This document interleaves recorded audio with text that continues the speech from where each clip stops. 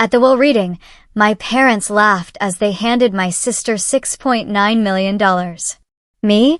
They gave me $1 and said, "Go earn your own." My mother smirked. Some kids just don't measure up. But when the lawyer opened Grandpa's final letter, my mom suddenly started screaming. You know that gut-wrenching feeling when your entire world shifts under your feet? That's exactly what hit me, Amanda Riley, at 28 years old, sitting in a lawyer's opulent office, watching my sister Caroline practically beam as she inherited $6.9 million. And me? My heart plummeted to my stomach when Mr. Peterson, my grandfather's attorney, announced my share, one single, solitary dollar and a thick, mysterious envelope. Grandpa Maxwell, my hero, my confidant, my greatest supporter. How could he do this? The pain in my chest was raw, a gaping wound. But then I caught the glint in that attorney's eye, and suddenly, I knew something far more profound, far more insidious was at play. Life, on the surface, looked pretty normal growing up in our middle-class Boston suburb. Our house wasn't a mansion, but my parents, Richard and Elizabeth, made sure my sister and I always had the latest tech, the right brands. Appearances, you see, were everything to them. Caroline, 3 years my elder, was their golden child. Beautiful, effortlessly social, and most importantly to Mom and Dad, utterly practical.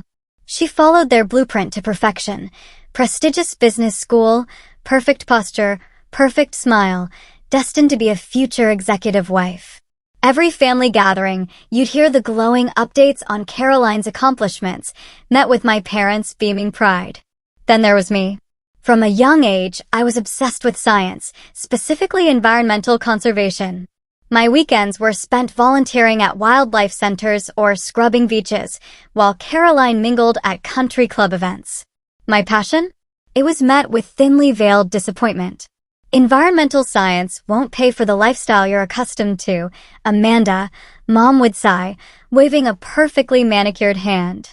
Caroline understands the importance of stability. But there was one person who saw me, truly saw me, differently. My Grandpa Maxwell. A retired investment banker with eyes that missed nothing, he was wonderfully unconventional in our status-obsessed family. He'd made a fortune but lived modestly, giving generously to causes he believed in. He wore the same worn leather watch, despite Mom's constant attempts to buy him something more appropriate. The true value of something isn't in its price tag, Mandy, he'd tell me, using the nickname only he was allowed. It's in the purpose it serves. During college summers, while Mom, Dad, and Caroline jetted off to European capitals, I'd visit his lakehouse in the Berkshires. We'd sit on the dock, fishing, talking about everything from climate change to philosophy. He never, ever made me feel like my interests were impractical. The world needs more people who care about its future than its stock market, he'd say. Your passion has purpose, Mandy. Don't let anyone convince you otherwise. Family dinners, though, were a whole different ballgame. Thanksgiving and Christmas felt more like performance reviews.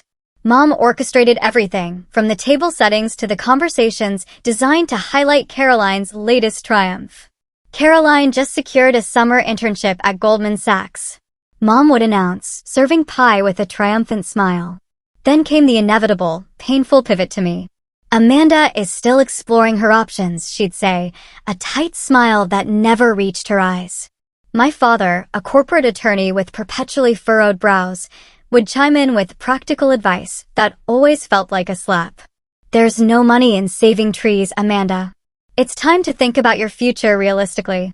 Grandpa Maxwell would wink at me across the table. Sometimes he'd change the subject, other times he'd directly challenge my parents. Not everyone measures success by their bank account, Richard, he once told my father. Some of the richest people I know have never set foot on Wall Street. The tension would thicken, Mom would clear her throat and redirect, but I'd catch Grandpa's subtle nod. In those moments, I knew I had an ally. When Grandpa was diagnosed with pancreatic cancer 2 years ago, the dynamic shifted. Suddenly, Mom, Dad, and Caroline were making frequent visits, bringing expensive gifts, offering to manage his affairs. Their concern, it seemed, was directly proportional to his net worth, which I knew was substantial. I just visited him as I always had, bringing homemade soup, reading his favorite mystery novels. During one of my last visits, 3 months before he passed, he was unusually alert. "Mandy," he said, gripping my hand with surprising strength, "remember that timing is everything in investments and in life." "What do you mean, Grandpa?" I asked. He just smiled cryptically. "Patience is its own reward. The truth always rises to the surface eventually." Then, he changed the subject. The call came on a rainy Tuesday morning. I was in the field, collecting water samples, when my phone rang. My mother's voice was formal, almost businesslike. "Your grandfather passed this morning. The funeral is Friday. Please wear something appropriate." No comfort. No acknowledgement of our bond. Just logistics and appearances. The funeral? Exactly as Mom wanted. Elegant, restrained, impressive to the right people. She networked even in grief, introducing herself to Grandpa's former colleagues. Caroline wore designer black, shed precisely 2 tears during the eulogy, and her makeup remained flawless. Dad spent the reception discussing investment strategies with Grandpa's financial advisors. I stood alone by the photo display I'd helped arrange, looking at snapshots of Grandpa's life, a young man in the army, holding my mother as a baby, teaching me to fish when I was 7. A life reduced to a collage and polite conversation over expensive canapes. A week later, Mr. Peterson called about the will reading. Mom immediately went shopping. Caroline canceled client meetings. Dad researched estate tax implications. Me? I just wanted closure, a final connection to the man who had truly seen me. I didn't expect much inheritance. Material things weren't important. I hoped for some final words of wisdom, maybe his fishing gear or a few conservation books. The night before, I couldn't sleep. I sat on my balcony, looking at the stars, remembering Grandpa teaching me constellations at the lakehouse. "Some patterns are only visible when you know what to look for," he'd said. I couldn't have known how prophetic those words would become. Peterson Blackwell and Associates occupied the top floor of a sleek downtown building, panoramic views of Boston shouting wealth. The conference room was equally imposing, mahogany table, leather chairs, walls lined with decorative law books. Mom arrived first, of course. Elizabeth Riley never missed an opportunity to be punctual, especially where money was involved. Her navy Chanel suit probably cost more than 3 months of my rent. Her ash blonde bob didn't move as she sharply assessed my simple black dress. "You could have made more of an effort, Amanda," she whispered. "This is an important day." Dad strode in next, checking his Rolex, nodding curtly to Mr. Peterson. Richard Riley always had that look of a man calculating costs and benefits. His eyes held a gleam of anticipation. Caroline arrived last, making an entrance in stilettos that clicked importantly across the hardwood. She air-kissed my cheeks, her expensive perfume lingering, then took her seat beside Mom, crossing her legs elegantly, placing her designer handbag precisely in her lap. I sat slightly apart, feeling like an outsider in my own family. And the distance wasn't accidental.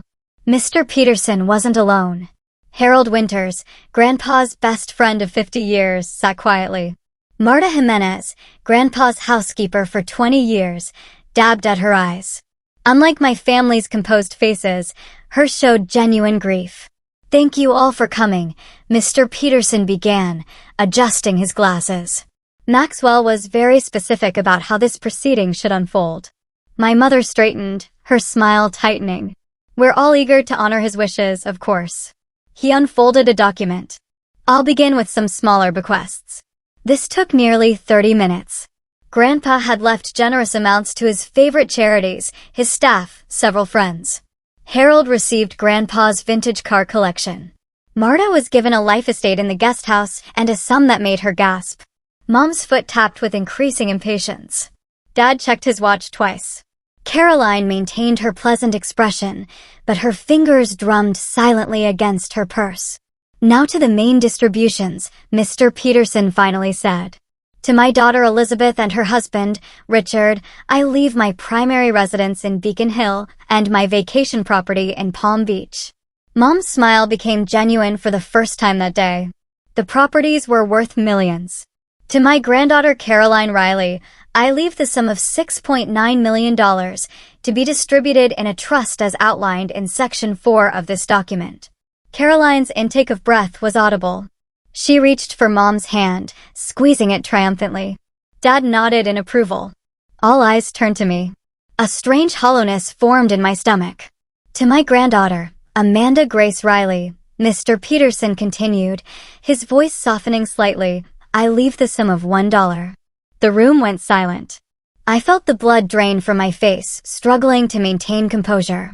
Additionally, he continued, Amanda is to receive this sealed envelope, to be opened after the conclusion of today's reading. He handed me a thick manila envelope with my name in Grandpa's distinctive handwriting. My hands trembled slightly as I accepted it. The silence broke with my mother's short, sharp laugh.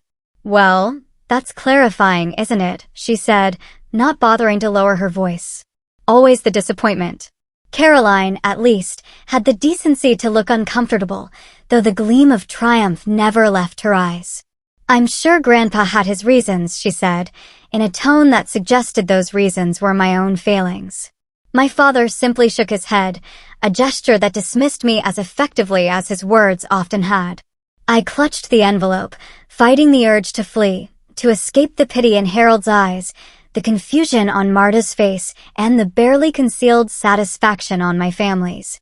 Pride kept me in my seat. Whatever Grandpa's reasons, I wouldn't give them the satisfaction of seeing me break. Is that all? Mom asked, already gathering her purse. Actually, no, Mr. Peterson said. Maxwell prepared a video to be played after the initial reading. He was most insistent about everyone remaining present for it. Dad's annoyance was palpable. Is that really necessary? We all have commitments. It is a condition of the will, Mr. Peterson said firmly. All beneficiaries must be present for the entire proceeding or risk forfeiture. That settled it. My family would sit through hours of content before risking their newfound wealth. Mr. Peterson dimmed the lights. A screen descended, and after a moment of static, Grandpa's face appeared. Recorded perhaps a month before his death, he looked frail, but his eyes remained sharp, alert, the eyes of a man who had built a fortune by seeing what others missed. None of us were prepared for what came next. If you're watching this, Grandpa began, his voice stronger on video than it had been in his final weeks, then I've moved on to whatever comes next. And you're all sitting in Peterson's uncomfortable conference chairs, wondering what this old man has up his sleeve. A small smile played at the corners of his mouth. I recognized that expression. It was the same one he wore when he was about to win at chess, a game he taught me. First, to my dear friend Harold, thank you for 50 years of honesty. In a world of yes men, you always told me the truth. The cars are yours because you appreciated them for their craftsmanship, not their price tags. Harold nodded silently, a tear tracking down his weathered cheek. To Marta, whose kindness made my house a home, your dignity and work ethic reminded me daily of what truly matters. The guest house has always been more yours than mine. Marta whispered something in Spanish, pressing a tissue to her lips. Grandpa shifted, his expression changing subtly as he addressed my parents. Elizabeth, my only daughter. You were always ambitious. Richard, you and I have had our differences, but I never doubted your dedication to the lifestyle you chose. Mom's smile faltered. There was something in his tone, not quite criticism, but not the warm praise she'd expected. To Caroline, congratulations on your inheritance. You've always understood the value of money and appearances. I've structured your trust with quarterly distributions to ensure it provides for you over time. Use it wisely. Caroline's expression flickered between satisfaction and uncertainty. Grandpa's words seemed double-edged. Then Grandpa looked directly into the camera, and I had the uncanny feeling he was looking right at me. Amanda, my Mandy, you see what others miss.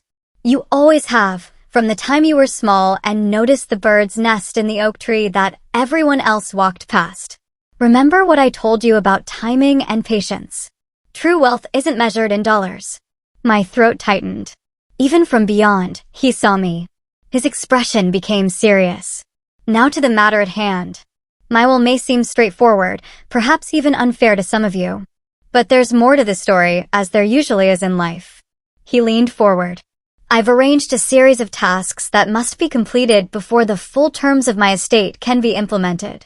Consider it my final lesson.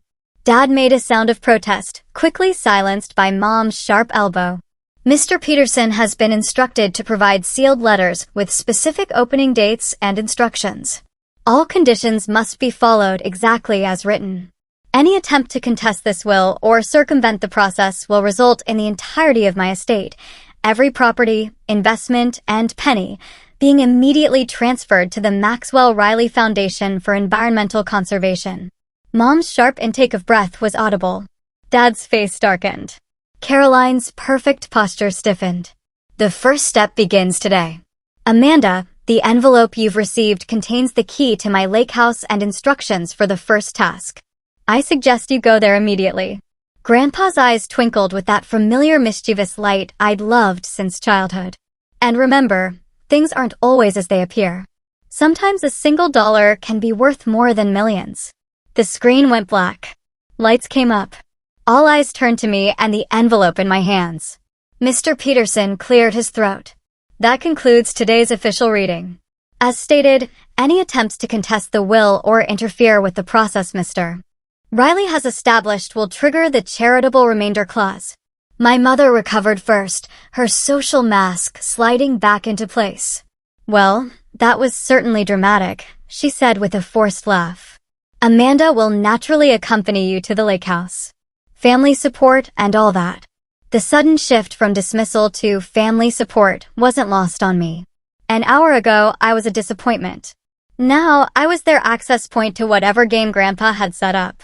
I don't think that's necessary, I said, surprised by the steadiness in my voice. Don't be ridiculous, my father cut in. This clearly affects all of us.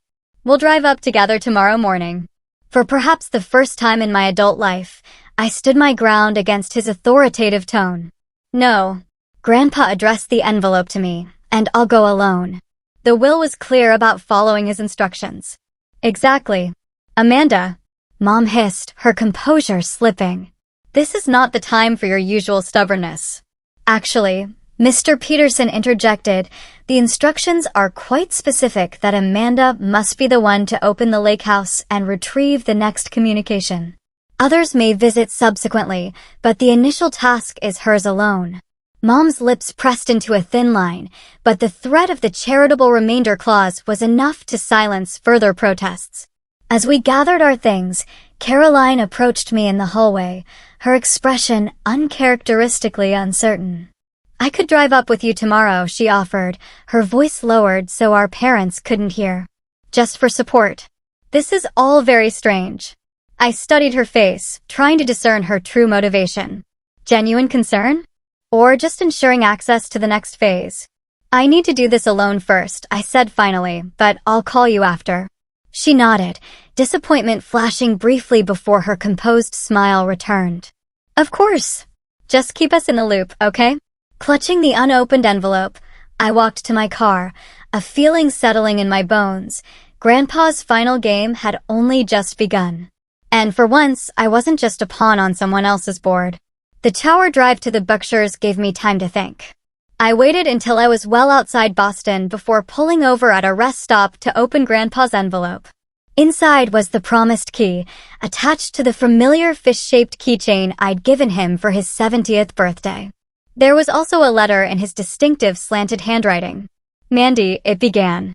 If you're reading this, then the first phase is complete. Go to the lake house alone. In my study, you'll find the answers to questions you haven't thought to ask yet. Remember our chess games. The first move is never the most important one. It's the setup that matters. Trust yourself. Love, Grandpa. Cryptic as ever, even from beyond. I smiled despite myself and continued driving, memories flooding back with each familiar turn in the road. The lake house came into view just as the afternoon sun hit the water, creating those diamonds of light that had fascinated me since childhood. The modest A-frame cabin, with its wide deck overlooking the lake, was exactly as I remembered, though a bit more weathered. Grandpa had always refused Mom's suggestions to update it. Some things are perfect just as they are, he'd always said. I parked and reached for my overnight bag when another car pulled up behind me. Then another. My heart sank as I recognized my parents' Mercedes and Caroline's BMW. Surprise! Caroline called out, too brightly, as she emerged. We thought we'd join you after all. Family adventure. My mother didn't bother with pretense. We're not letting you handle this alone, Amanda. There's clearly something significant happening, and we all have a stake. The will specified that I should come alone. I reminded them, anger building inside me. For the initial entry only, my father countered smoothly. Peterson confirmed we could join afterward. And look, you've arrived first. You'll enter first. We're just here to support the process. Support the process, not support me. The distinction was clear. Rather than argue further, I turned and walked to the front door. The key slid into the lock with a familiar click. The door swung open on slightly creaky hinges. The scent of pine and old books, Grandpa's scent, greeted me, and for a moment I stood frozen, half expecting to hear his voice. The house was exactly as he'd left it, though a fine layer of dust covered the surfaces. Fishing rods still leaned in the corner. His reading glasses sat on the side table next to his favorite armchair, a bookmark still protruding from the mystery novel he'd been reading. My family pushed in behind me, their designer shoes clicking on the hardwood floors. The sound was jarringly out of place in this sanctuary of simplicity. God, it's stuffy in here, Mom complained, moving immediately to open windows. I've always said this place needs a proper renovation. Dad was already assessing the room, cataloging items of potential value. The property itself is the real asset. Lakefront in this area goes for a premium now. Caroline moved to the mantel, picking up framed photos. I forgot how many pictures of you he had here, she said, her tone difficult to read. I ignored them and moved toward the hallway that led to Grandpa's study. This door had always been kept locked when we visited. Not out of secrecy, but respect, he'd explained. Everyone needs a space that's entirely their own. The fish keychain held a second, smaller key that fit this lock perfectly. I felt my family hovering behind me as the door swung open. The study was smaller than I remembered from my few childhood glimpses. Walls of bookshelves surrounded a simple oak desk positioned to look out over the lake. Maps of various countries were pinned to a corkboard. Filing cabinets lined one wall, and a worn leather chair sat waiting as if Grandpa had just stepped out. Start looking for anything valuable, my father instructed, moving immediately to the filing cabinets.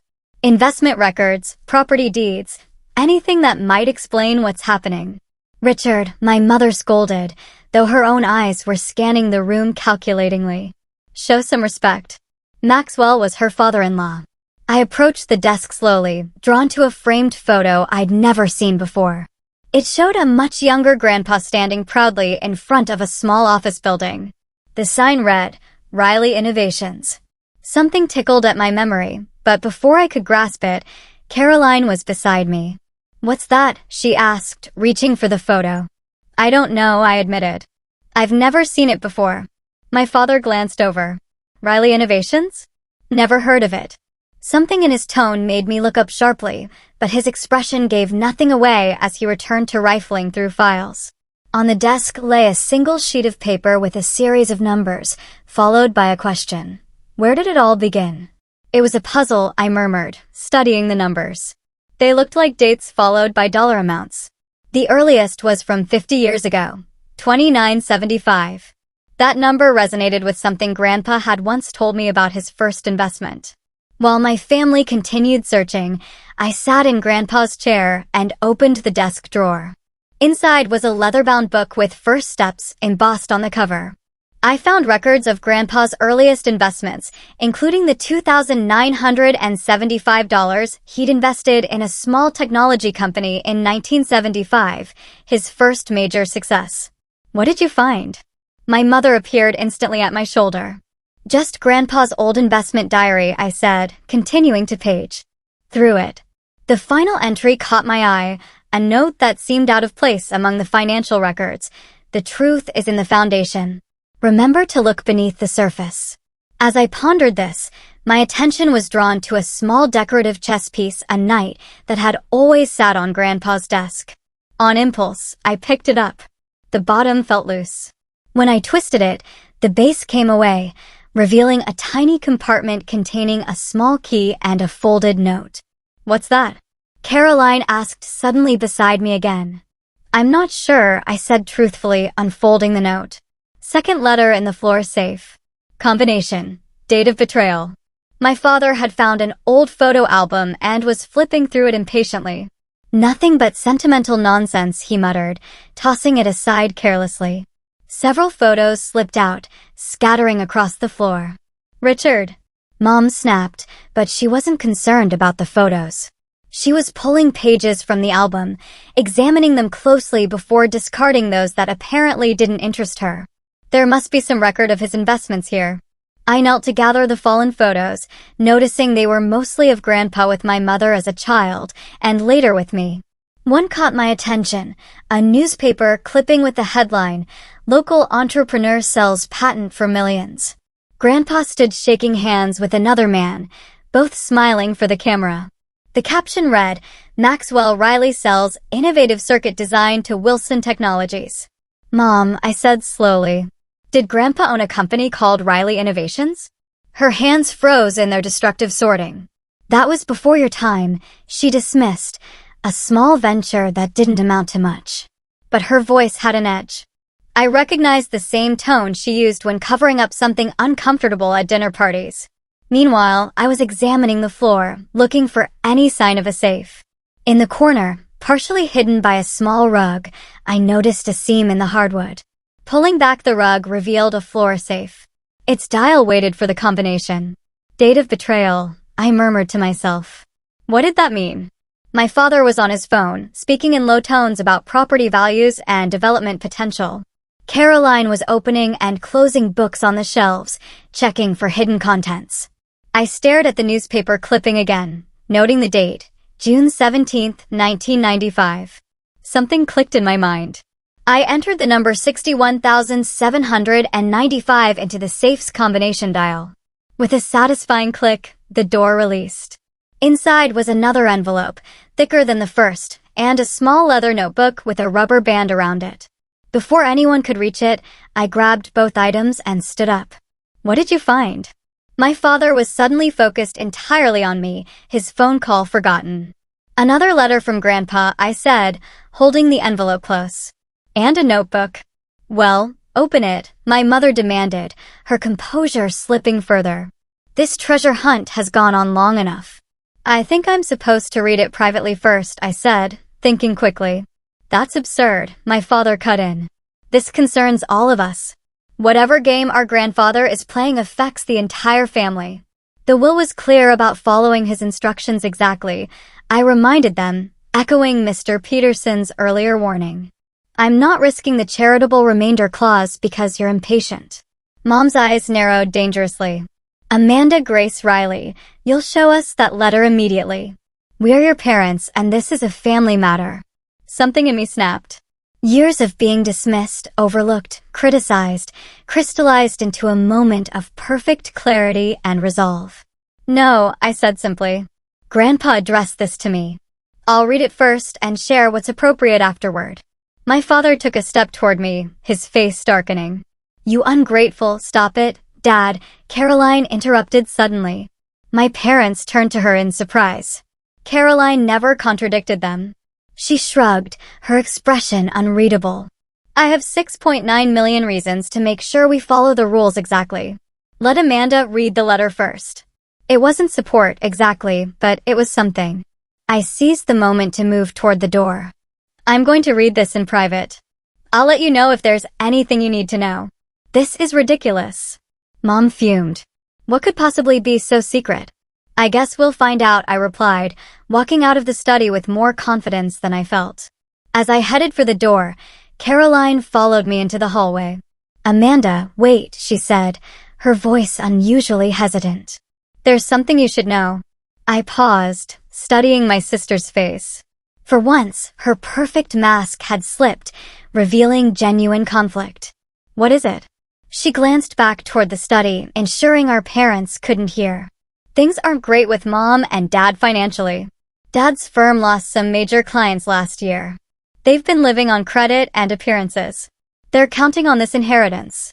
The revelation shouldn't have surprised me, given our family's obsession with status, but it did. Why are you telling me this? Caroline's smile was bitter. Maybe I'm tired of the act too. Just be careful. They're desperate, and desperate people do desperate things. Before I could respond, we heard our parents emerging from the study. I hurried out the front door, letter and notebook clutched tightly against my chest. I needed space to think, to understand what Grandpa was trying to show me. This isn't over, Amanda, my father called after me. You can't keep family matters to yourself. I kept walking, not looking back. For the first time, I was beginning to understand that family matters might have a double meaning in the story Grandpa was unfolding.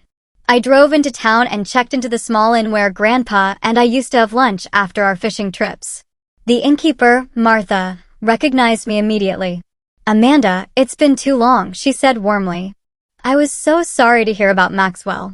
He was one of the good ones. Thanks, Martha. I miss him. Are you staying at the lakehouse? She asked. Not tonight, I said, not mentioning the family invasion. Too many memories. And I need some quiet to go through some of Grandpa's papers. She nodded understandably. Room 8 has the best view of the mountains. Maxwell always said it helped him think. Once settled in the cozy room, I spread the contents of the envelope on the bed. There was another letter from Grandpa, but also several legal documents and old newspaper clippings. I opened the notebook first. What I found inside stunned me. It was a detailed record of Grandpa's true financial holdings, far more extensive than what had been revealed in the will. Properties across 3 continents, investment portfolios, patents, and business interests totaling well over $24 million. The single dollar I inherited seemed even more symbolic now. I turned to Grandpa's letter next, my hands trembling slightly. Mandy, it began. If you're reading this, you've taken the first step in understanding why things are as they are. The notebook contains the truth about my estate, far more substantial than what was revealed at the reading. But money is just money. What matters is the truth behind it. Your next task is to investigate Riley Innovations. The company's records are held by Peterson in a separate file. Call him, and he'll provide access. Once you understand what happened there, you'll know why I've structured things this way. Be careful, Mandy. The people closest to us can sometimes be the ones we know least. Trust your instincts. They've always been good. Love, Grandpa. I immediately called Mr. Peterson, who wasn't surprised to hear from me. Maxwell anticipated your call around this time, he said.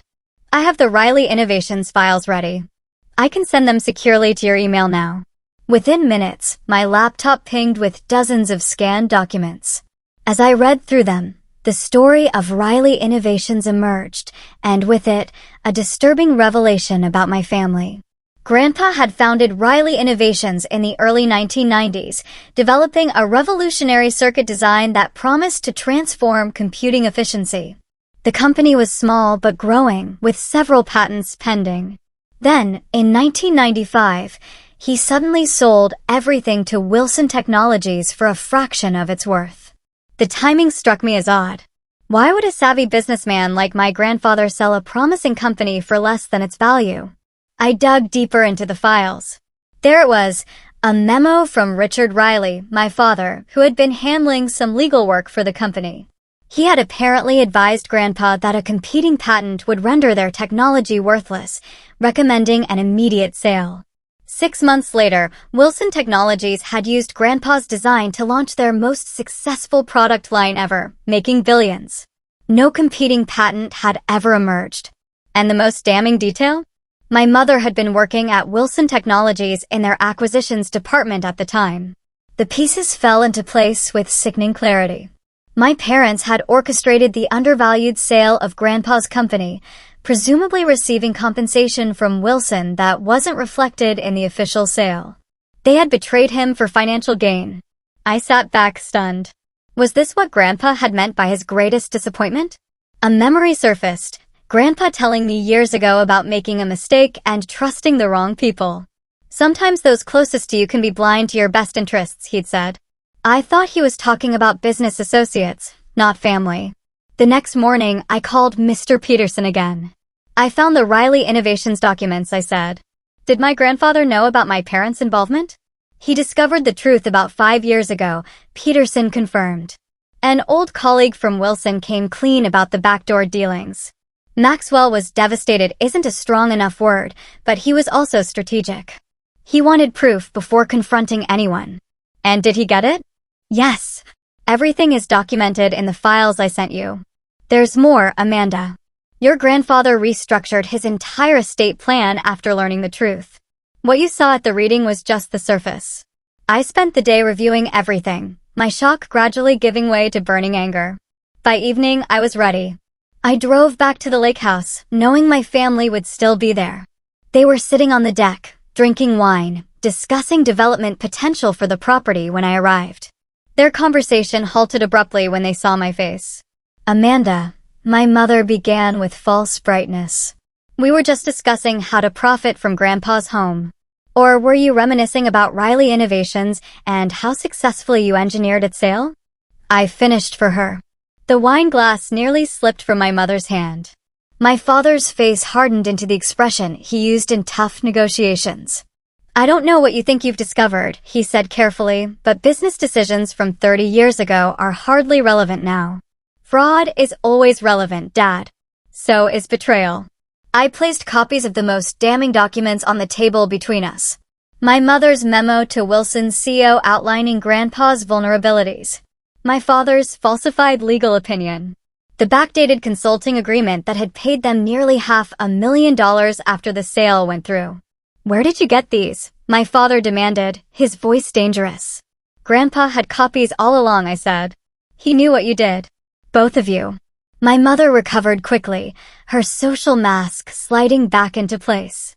You're blowing ancient history out of proportion. Business is complicated, Amanda. Your grandfather did very well from that sale. He was robbed of millions, I countered, by his own daughter and son-in-law.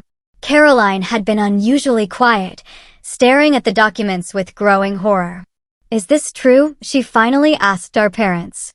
Did you really do this? Of course not, our mother snapped. Amanda is being dramatic as usual. But something had shifted in Caroline's expression. She turned to me. This is what Grandpa's game is about, isn't it? He's making things right. Before I could answer, a courier arrived with a special delivery envelope addressed to me. Mr. Peterson said to deliver this exactly at 7 p.m., the young man explained. Inside was a third letter from Grandpa, with a handwritten note from Peterson, to be opened when the truth is laid bare. My hands shook as I broke the seal, aware of my family watching intently. I read the letter aloud, my voice growing stronger with each word. My dear family, if this letter is being read, then Amanda has discovered the truth about Riley Innovations. The betrayal I experienced at the hands of those I trusted most was the greatest disappointment of my life. But it taught me to look more closely at character, at who people truly are beneath the appearances they maintain. The will reading you attended was part of a test, one final assessment of character. The true disposition of my estate depends entirely on how each of you has behaved during this process. Everything has been observed and documented. My mother's face had gone deathly pale. My father looked like he might be sick.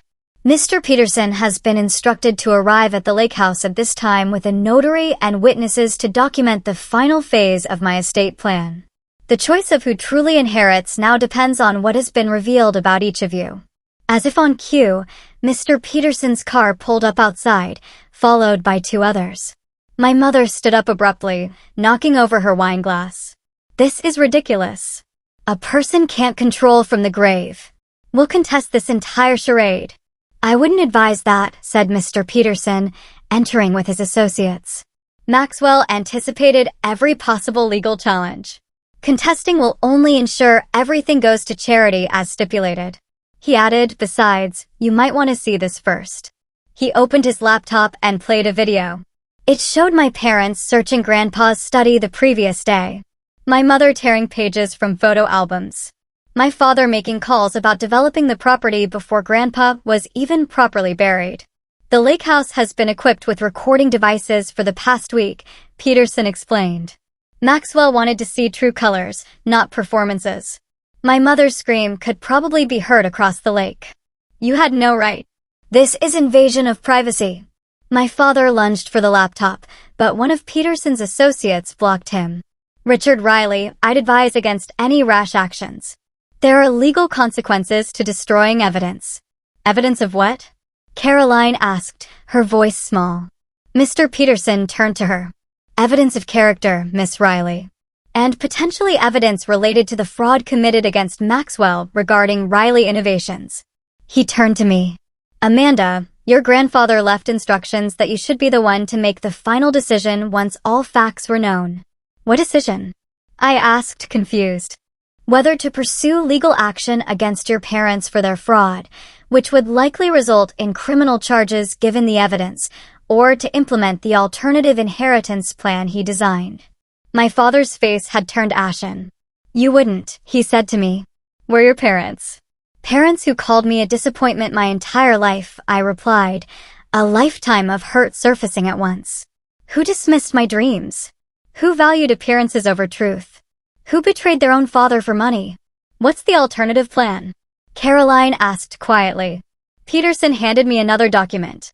Maxwell restructured his estate to place the majority of his true fortune, approximately $24 million, plus the intellectual property rights that should have made him a billionaire, into a trust. Amanda would control this trust with ethical oversight provisions. My mother made a strangled sound. My father seemed to age 10 years in an instant. "The properties already distributed would remain with their recipients," Peterson continued. "But the trust would control all liquid assets and business interests." "So Amanda gets everything, after all we've done for this family?" My mother's voice had taken on a hysterical edge. "What exactly have you done for this family, Mom?" I asked quietly. "Lie? Manipulate? Betray? You ungrateful little," she began, but Caroline cut her off. "Stop it, Mom. Just stop." My sister's voice was tired but resolute. "It's over. We've lost." My father tried a different approach. "Amanda, sweetheart, you have to understand. Business decisions are complicated. We never meant to hurt anyone. We can explain everything." But the time for their explanations had passed. The documents spoke for themselves. The recording showed who they really were. "Mr. Peterson," I said finally, "I need time to think about this. Can we reconvene tomorrow?" He nodded understandingly. "Of course." Maxwell left one final message for this moment. "Would you like to hear it?" At my nod, he played a short audio clip of Grandpa's voice. "Forgiveness is optional, Mandy. Wisdom is mandatory. Whatever you decide, do it with clarity and purpose, not emotion." My parents and Caroline left shortly after, my mother in tears, my father in stony silence. Caroline paused at the door, looking back at me with an expression I couldn't quite read. "For what it's worth," she said softly, "I didn't know about Riley Innovations. But I've known things weren't right for a long time and said nothing. I'm not much better than they are." After everyone had gone, I sat alone in Grandpa's study, looking out at the lake as the sun set. On the desk was a photo I hadn't noticed before, Grandpa and me on this very dock, fishing rods in hand, both of us laughing. He had written on the back, "True wealth is measured in moments like these." For the first time since his death, I cried freely, mourning not just his loss, but the family I had never truly had. The next morning dawned clear and bright, the lake a perfect mirror of the blue sky. I had barely slept, weighing options and consequences, trying to separate justice from vengeance, healing from harm. By sunrise, I knew what I needed to do. I called Mr. Peterson and asked him to arrange a meeting at the lakehouse. "Everyone should be there," I said. "My parents, Caroline, you and your witnesses, and Harold, too. It's time to finish this." By noon, they had all gathered in the living room. My parents sat rigidly on the sofa, both dressed immaculately, as if appearance could somehow save them. Caroline had chosen a seat slightly apart, her expression troubled but resolute. Harold sat by the window, his weathered face compassionate. Mr. Peterson and his associates maintained professional neutrality. I stood by the fireplace, Grandpa's final letter in my hands. I had found it that morning in his desk drawer, marked for Amanda, when all is revealed. "Thank you all for coming," I began, surprised by the steadiness in my voice. "Yesterday, we learned some difficult truths about our family. Today, we'll decide how to move forward. My father started to speak, but I held up my hand. Please let me finish. I've spent the night thinking about what Grandpa was trying to teach us with this elaborate plan. It wasn't about punishment or even justice, though elements exist. It was about truth and consequences. I opened the letter and read aloud, Mandy, by now you understand why I structured things this way. The final decision is yours, but remember that whatever path you choose will shape not just your future, but who you become. Money can be a tool for good or a weapon for harm. Use it wisely. The truth has been revealed. What matters now is what you all do with it. I looked up at my family. Grandpa's master plan wasn't just about exposing the past. It was a test, one final opportunity to show who we really are when faced with uncomfortable truths. Mr. Peterson nodded. Maxwell was quite specific about this.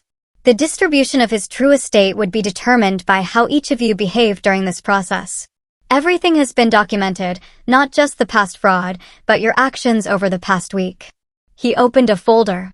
The video evidence from the lakehouse and other documentation shows a clear pattern of behavior. He turned to my parents. Mr. and Mrs. Riley, your actions demonstrated continued dishonesty, destruction of personal property, and planning to profit from assets before they were legally yours. My mother's face flushed with anger, but my father placed a restraining hand on her arm. Caroline, Peterson continued, your behavior was mixed. You initially aligned with your parents, but showed moments of independence and honesty, particularly yesterday. Caroline nodded slightly, her eyes downcast. Amanda, he said, turning to me, you followed your grandfather's instructions exactly, sought truth rather than advantage, and showed restraint when discoveries were made. As he spoke, two more people entered the room, a notary and Mr. Jacobs, who I recognized as the security expert who had installed Grandpa's home systems. Mr. Jacobs has compiled all video and audio recordings as instructed, Peterson explained. They've been secured as evidence should legal proceedings become necessary. At those words, my mother could contain herself no longer. This is absurd. You can't possibly use secret recordings against us. We'll sue for invasion of privacy. The lakehouse belongs to the estate, Peterson replied calmly. Maxwell had every legal right to monitor his property. Additionally, there were disclosure notices posted, though you may not have noticed them. This is a witch hunt, my father declared, attempting to regain control. Ancient business dealings being weaponized by a bitter old man. Is that what you think this is about, Richard? Harold spoke up for the first time. Maxwell wasn't bitter. He was heartbroken. He trusted you both. Welcomed you as family. The money wasn't what hurt him. It was the betrayal. You have no idea what you're talking about. My mother snapped. Actually, I do, Harold replied quietly. I was there when he discovered the truth. He aged 10 years that day. Mr. Peterson cleared his throat. The evidence regarding Riley Innovations has been reviewed by our legal team. There are clear indications of fraud, insider trading, and breach of fiduciary duty. The statute of limitations has expired on some aspects, but not all. My father paled visibly. What are you saying?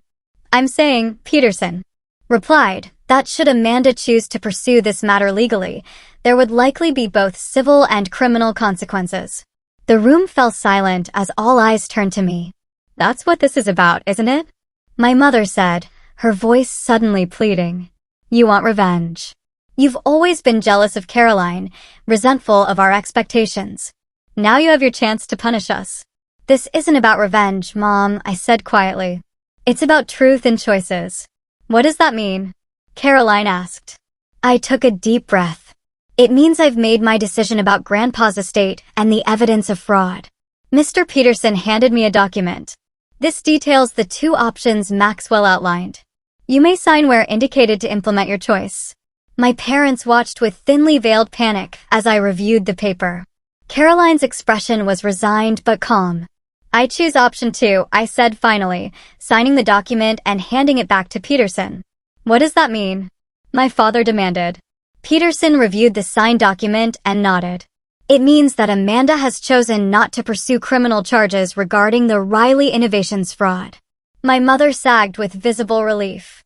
However, he continued, The restructured inheritance plan will be implemented as Maxwell designed.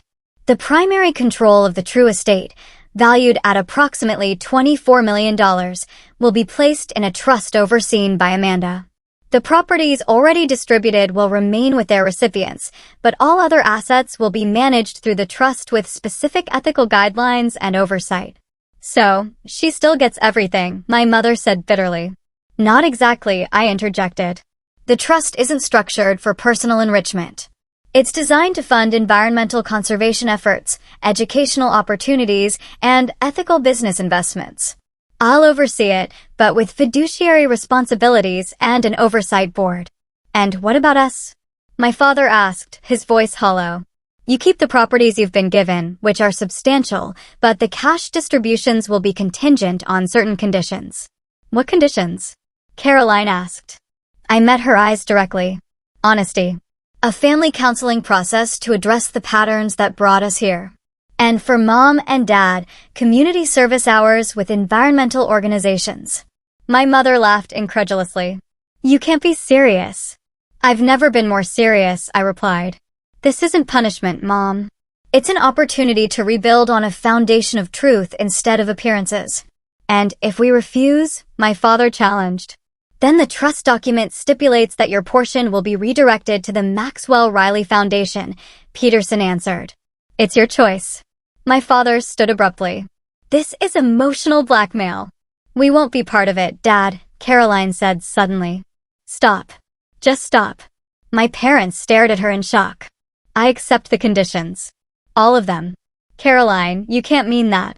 My mother gasped. I do, Mom. I'm tired of the lies. Tired of the constant pressure to be perfect, to maintain appearances at all costs. I want something real for once. A heavy silence fell over the room. This is your final decision, Amanda? Peterson asked me formally. I nodded. Yes. No criminal charges, but the trust implemented as Grandpa designed, with the conditions I've outlined. Very well. I'll file the necessary paperwork immediately. Mr. and Mrs. Riley, you have 48 hours to accept or decline the conditions of your continued distributions. My father's face was stone. We'll need to consult our attorney. Of course, Peterson replied, though I should mention that Maxwell anticipated that response as well. The trust document includes a provision for legal challenges that would not work in your favor. As Peterson and his associates packed up their materials, my parents remained frozen on the sofa. The wreckage of their carefully constructed facade scattered around them. Elizabeth, Richard, Harold said gently. Maxwell didn't do this out of cruelty. He believed people could change if given the right motivation. Even at the end, he hoped you would. My mother turned away, but not before I caught the flash of something genuine in her eyes. Perhaps the first real emotion I'd seen from her in years. One by one, everyone left until only Caroline and I remained in the living room. The afternoon sun cast long shadows across the floor as we sat in silence. The weight of the day's revelations settling around us. What happens now? She finally asked. I don't know exactly, I admitted. But for the first time, whatever happens will be based on truth, not illusions. She nodded slowly. I really didn't know about Riley Innovations, Amanda. But I knew something wasn't right with Mom and Dad. I've always known. Why didn't you ever say anything? Her laugh was sad. Same reason you spent years trying to please them despite the constant criticism. They're parents, and I was getting the benefits of being the favorite. She looked out at the lake. Grandpa liked you better, though. I was always jealous of that. He didn't like me better, I said. He saw me clearly. There's a difference. As the sun began to set, casting golden light across the water, I found Grandpa's final message, a handwritten note tucked into his favorite book on the shelf. It read, simply, "The truth will set you free. But first, it will make you very uncomfortable. Worth it every time. Love you, Mandy." Standing on the dock where we had spent so many hours together, I finally understood what he had been trying to teach me all along. True wealth wasn't in bank accounts or properties. It was in the courage to see clearly, to speak truth, and to remain true to yourself, even when it would be easier to look away. 6 months passed like a dream and a lifetime all at once. The lakehouse had transformed from a simple cabin into the headquarters of the Maxwell Riley Foundation for Environmental Innovation. The main house remained largely unchanged, a testament to Grandpa's simple tastes and my desire to honor his memory. But the boathouse had been converted into a state-of-the-art research lab where scientists studied sustainable technologies. I stood on the dock, watching the morning mist rise off the water, remembering how Grandpa and I used to count fish jumping before breakfast. So much had changed. Yet, in the quietest moments, he still felt present. The foundation was flourishing beyond my wildest expectations. We had already funded 3 major conservation projects and established scholarships for students pursuing environmental science degrees. The Trust's ethical investment arm was backing promising startups focused on renewable energy and sustainable agriculture. The journey hadn't been smooth. The first months after the revelation were brutal in ways I hadn't anticipated. Despite my decision not to pursue criminal charges, the emotional fallout was severe. I found myself alternating between righteous anger and crushing doubt. Had I done the right thing? Was I honoring Grandpa's legacy or somehow betraying it by not seeking full justice? Weekly therapy sessions became my lifeline. Dr. Marshall helped me navigate the complex grief I was experiencing, not just for Grandpa, but for the family I had thought I had, for the parents I had spent a lifetime trying to please. Grief isn't linear, she reminded me during one particularly difficult session, and yours is complicated by betrayal and years of emotional manipulation. Be patient with yourself. My parents had reacted exactly as I'd expected. After consulting multiple attorneys and discovering that Grandpa had indeed created an ironclad trust document, they reluctantly agreed to the conditions I had set. The community service requirement was particularly galling to my mother, who complained bitterly about digging in dirt with common volunteers at the Urban Garden Project. But something unexpected happened around the 3-month mark. My father called me, his voice lacking its usual authoritative edge. "The watershed restoration project," he said awkwardly. "It's actually interesting." The engineer explained how the natural filtration system works. "It's quite ingenious, really." It wasn't an apology, or even an acknowledgement of past wrongs, but it was something, a tiny crack in the wall of denial and self-justification. My mother took longer. Her participation in the required family counseling sessions was initially performative at best, hostile at worst. She sat rigid and defensive, deflecting any suggestion that her actions had been harmful. "We gave you girls everything," she insisted during one session. "The best schools, nice clothes, family vacations. How dare you judge us for a business decision made before you were even born?" The breakthrough came unexpectedly during a session when the therapist asked us each to bring a meaningful photograph. I brought the picture of Grandpa and me fishing. Caroline brought a candid shot of the 4 of us at her college graduation. My father chose a formal family portrait from when we were teenagers. My mother brought nothing, claiming to have forgotten the assignment. But at the end of the session, as we were gathering our things, she pulled a creased photograph from her wallet and placed it silently on the table. It showed her as a young girl, maybe 7 or 8, sitting on Grandpa's shoulders at what appeared to be a county fair. Both were laughing, her small hands gripping his forehead, his larger one securing her legs. "He taught me to be brave," she said quietly, not meeting our eyes, "to climb higher than seemed safe." I don't know when I forgot that. It wasn't a full reconciliation. I doubted we would ever have the warm, supportive relationship depicted in holiday commercials, but it was a moment of genuine emotion, a glimpse of the person beneath the perfect facade. Caroline's journey surprised me most of all. Initially furious about the conditions attached to her inheritance, she had threatened to contest the will, to side with our parents. But something shifted during the revelation at the lakehouse. 2 weeks after the final meeting, she showed up at my apartment unannounced, eyes red from crying. "I've been thinking about Grandpa," she said without preamble, about how he always asked me real questions, not about my grades or achievements, but about what I thought about things. I never gave him real answers. I just said what I thought would sound impressive. She twisted her hands in her lap. "I don't think I know who I am without the act, Amanda. I've been playing a role for so long. That conversation marked the beginning of a fragile new relationship between us. Caroline reduced her hours at the investment firm and began volunteering with one of the foundation's urban education initiatives. To everyone's surprise, including her own, she discovered a genuine talent for teaching financial literacy to high school students. We weren't best friends overnight, but we were building something authentic for perhaps the first time. Coffee once a week became a tradition, sometimes awkward, sometimes tearful, but always honest. My personal life had transformed as well. The foundation work introduced me to a network of passionate environmentalists and researchers who valued substance over style. For the first time in my life, I felt truly seen and appreciated for my mind and contributions, rather than being measured against impossible standards. I developed a close friendship with Dr. Eliza Kaminsky, the marine biologist heading our watershed project. Her brilliant mind and dry humor made long research days fly by. When she invited me to co-author a paper on our findings, I experienced a professional confidence I'd never known before.